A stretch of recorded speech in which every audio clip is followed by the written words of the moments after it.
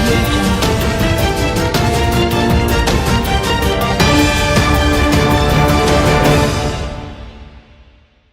बिस्मिल्लाहिर्रहमानिर्रहीम।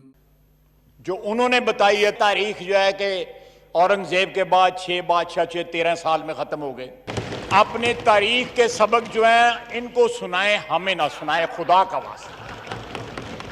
ये खातमुन नबीयीन, मैं ये नहीं हूं कि जो न कह ना सकूं। खातमुन नबीयीन सरकारे मदीना नहीं, सरकारे कायनात खातमुन नबीयीन, जिस तरह उसने कहा है। खातमुन नबीयीन हमारा जो रेज़ादात है, जो हमारा रीजन ऑफ एग्जिस्टेंस जो है वो हस्ती है सल्लल्लाहु अलैहि वसल्लम, जिसका ये नाम सही नहीं ले सकता। ये फरमाइशी तकरीर थी और इसकी जबान भी फरमाइशी थी। सादिक अमीन जो है वो उसकी स्टोरी भी सुन लें। इनका एक दोस्त है बचपन का, उनको इन्होंने कहा कि यार नवाज शरीफ जो है वो डिस्क्वालीफाई हो गया है। अब मैं और जहांगीर तरीन हूं, दोनों तो हम डिस्क्वालीफाई नहीं हो सकते, लेकिन अगर दोनों क्वालिफाई हो गए तो नवाज शरीफ ने बहुत ज्यादा शोर मचाना है। तो मेरा ख्याल है कि जहांगीर तरीन जो है वो डिस्क्वालीफाई हो जाए, मैं तो बच जाऊंगा, मुझे तो डिस्क्वालीफाई नहीं कर सकते। ये फैसले से पहले मैं उस दोस्त का नाम भी बता सकता हूं, लेकिन अमानतन किसी वक्त कहा, मजबूर किया गया, मैं नाम भी बता दूंगा। मेरिटोक्रेसी की बात करते हैं तो जहांगीर तरीन आज लंदन क्यों बैठा हुआ है, वो यहां कैद क्यों नहीं है? जब मेरिट की बात करते हैं तो सनाउल्लाह को झूठे केस में अंदर किया जाता है, और जो अरबों रुपए का गबन कर गया वो जाके लंदन में जाके यश कर रहा है। ये रियासत मदीना का मेरिट है। वो अव्वल और आखिर दहशतगर्द था, उसने मेरे वतन को बर्बाद किया। और शहीद आप कह रहे हैं, लाया ज़ियाउल-हक था, शहीद आप कह रहे हैं। मुशर्रफ भी डैडी था, अभी भी डैडी है, अभी भी मुशर्रफ भी डैडी था, अभी भी डैडी बैठा है। पता नहीं किस किस के चौखट पे जाके ये सजदा रेज हुए हैं। तो तबाही इनकी सूरत में इस मुल्क पे, इस कौम पे जो नाज़िल हुई है, अगर उसको रिवर्स करना है तो इनसे जान छुड़ाना है। जब तक मासूफ कुर्सी में बैठे हुए हैं, तबाही का साइकिल जो है वो रिवर्स नहीं होगा इस मुल्क में।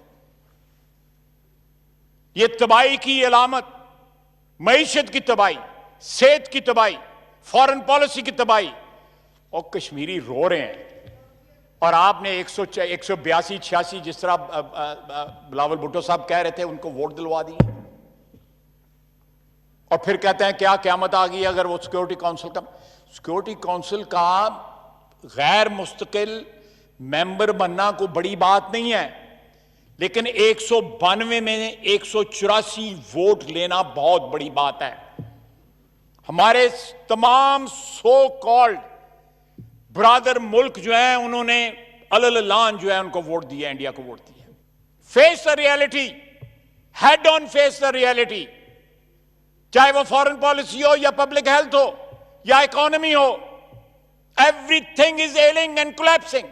हमें कहा जा रहा है कि यहां पे FATF के लिए लेजिस्लेशन करो, 14-15 जो हमें लिस्ट दी गई है स्पीकर साहब की तरफ से लेजिस्लेशन की। आपने पिछले 2 साल में कहीं गुंजाइश छोड़ी है कि अपोजिशन आपसे कोऑपरेट करे? कि इलेक्शन की रात को शाम को 8 बजे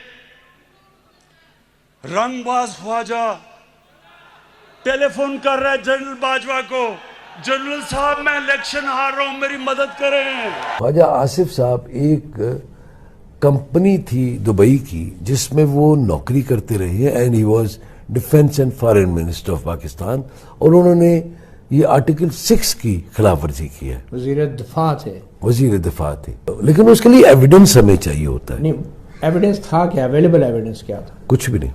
अच्छा, तो आपको ये किसने कहा कि पर्चा होना चाहिए? मैं समझता हूँ ये तो कैबिनेट ने इजाजत दी थी, मैं कैबिनेट की मीटिंग में गया था। ठीक है, ये तो कैबिनेट के मिनट्स हैं। नैब ने मुस्लिम लीग नून के सीनियर रहनुमा ख्वाजा आसिफ को इस्लामाबाद से गिरफ्तार कर लिया। तर्जुमान नैब के मुताबिक ख्वाजा आसिफ को आमदन से जायद असासों के केस में नैब लाहौर ने गिरफ्तार किया है। मरियम नवाज का सख्त रद्द-ए-अमल, ख्वाजा आसिफ की गिरफ्तारी को अगवा करार दे दिया। किसी ने उनको अपने पास बुलाया और कहा कि आप नवाज शरीफ साहब को छोड़ दें। तो उन्होंने कहा कि मेरे बाल सफ़ेद हो गए नवाज़ शरीफ के साथ, मैं एक उम्र का साथ है हमारा और मेरी पार्टी भी मुत्तहिद है, मैं भी नवाज़ शरीफ के साथ खड़ा हूँ, उसके बयानिए के साथ खड़ा हूँ और आपको मुझे ये बात करने से पहले 10 दफ़ा सोचना चाहिए। वफ़ादार बाप का बेटा हूँ, नवाज़ शरीफ के साथ आखिरी वक्त तक खड़ा रहूँगा। तो उन्होंने कहा कि अगर आप नवाज़ शरीफ को नहीं छोड़ेंगे तो आप फिर उसके कॉन्सिक्वेंसेस के लिए तैयार रहें।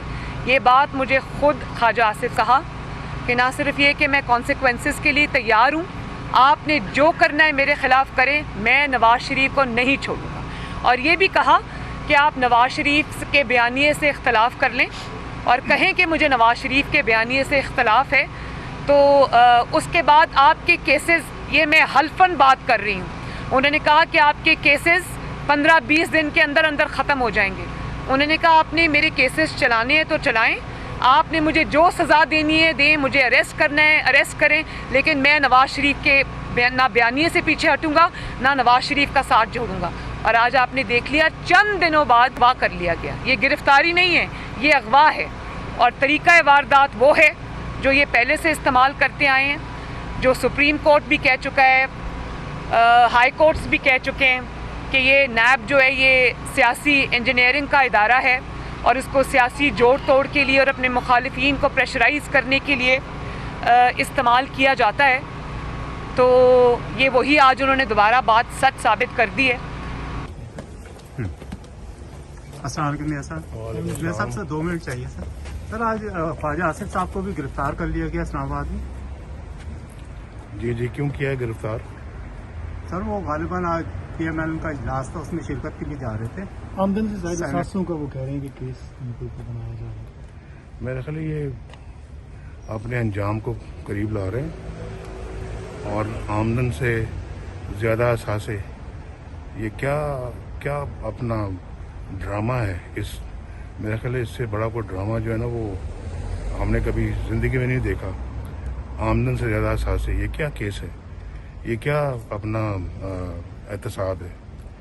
तो मेरा ख्याल है कि अगर ये समझते हैं कि इस तरह के हथकंडों से PDM की तहरीक जो है वो कमज़ोर पड़ जाएगी ये ना तजुर्बाकार लोग हैं, नाअहल हैं, ये इनको समझ ही नहीं है कि जो है वो मुल्क कैसे चलाते हैं, या इनको समझ ही नहीं है एहतसाब किसका नाम है, और इनको समझ ही नहीं है कि ये पाकिस्तान को किस तरफ लेके जा रहे हैं, तबाही बर्बादी। इसका एतराफ़ खुद कर चुके हैं, अपनी नाअहली का एतराफ़ कर चुके हैं। उन्होंने कहा जी हमें तजुर्बा भी नहीं था, हमें सूझबूझ भी नहीं थी, हमें इतना वक्त दरकार होता है, हुकूमत में आने से पहले बंदा सीखता है। तो फिर बंदा पूछे तो हम आए क्यों और तुम्हें लाया क्यों गया। तो मेरा ख्याल इनसे भी पूछा जाए और लाने वालों से भी पूछा जाए। और ये अगर मैं तो इलेक्शनों में 2018 के इलेक्शनों में मैंने कह दिया था कि इमरान तुम्हारा हमारे साथ कोई मुकाबला नहीं है, या हमारा तुम्हारे साथ मुकाबला नहीं है, हमारा मुकाबला उनसे है जो तुम्हें ला रहे हैं और जो तुम्हें सपोर्ट कर रहे हैं। और अब तो मेरा ख्याल है कि ये बात खुलकर पूरी कौम के सामने आ गई है। तो ये हथकंडे ज़्यादा चलने वाले नहीं हैं। हम 2.5 साल हो गए हैं इसका मुकाबला कर रहे हैं, हम आइंदा भी करेंगे। हम किसी नैब वैब के अंदर किसी किस्म की तरमीम अब नहीं चाहेंगे। अब तो नैब इन पे अप्लाई होगा इंशाल्लाह आने वाले वक्त में, इस पर भी होगा, सिलेक्टेड पर और सिलेक्टरों पे भी होगा इंशाल्लाह। तो खान साहब आपको गिरफ्तार करने की वजह क्या है? सियासी वजह ना पता हो। कल मरीम नवाज साहबा ने कहा था कि आपने चूंकि ये इनकार किया था कि आप नवाज शरीफ को नहीं छोड़ेंगे, किस वजह से? बशीर मेमन साहब वाले इंटरव्यू के ऊपर जो है वो अव्वल से लेके आखिर तक जो है ना हर बंदे को इनकार ही इनकार। बशीर मेमन साहब को इमरान खान से आपने कहा था कि आपको क्यों नहीं अरेस्ट कर रहे, तो आपके ख्याल में कि हुकूमत इमरान खान साहब गए वो जी 100% इसमें इमरान खान के अलावा और किसी का मोटिव नहीं। वो पर्सनल स्कोर मेरे साथ सेटल कर रहा है, कोई नहीं। आपने केस भी किया हुआ था उनके ऊपर एक आपका एक केस भी चल रहा था उनके साथ। बड़े केस चलेंगे इंशाल्लाह। नैब का कानून अब इसी तरह ही रहेगा। साहब आपके इलेक्शन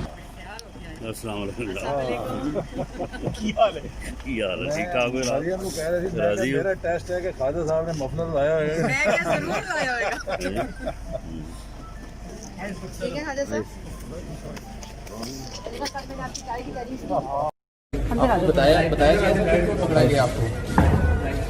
मुझे वो दिया गया जो है चार्जशीट दी गई है जी, उसमें क्या बताया? उसमें यही जो आपने बात की है, यही बताया साथे मेरे बढ़ गए। वैसे सर कल शाम में कोई ख्वाजा साहब कोई आपने कोई पूछताछ की गई, कोई चीज़ पूछी नैब ने? नहीं करता कोई नहीं। मैं दो साल से भुगत रहा हूँ इंक्वायरी जो है ये, पहले पिंडी में फिर उसके बाद लाहौर में। भाई साहब आपको किसने कहा था कि आप नवाज शरीफ को छोड़ दें और आपके केसेस खत्म हो जाएंगे? ये तो हम सबको जो है पिछले 2-2.5 साल से कहा जा रहा है जी, जब से मियाँ साहब को डिस्क्वालीफाई किया हुआ है। तो ये पार्टी को तोड़ने के पार्टी को तोड़ने के एफर्ट्स जो हैं वो तो जारी और सारी हैं पिछले 2-2.5 साल से कि मियाँ नवाज शरीफ को कमज़ोर किया जाए। लेकिन अल्लाह का फजल है, मियाँ नवाज शरीफ जो है ना उसका बयानिया और मियाँ नवाज शरीफ दोनों तकमील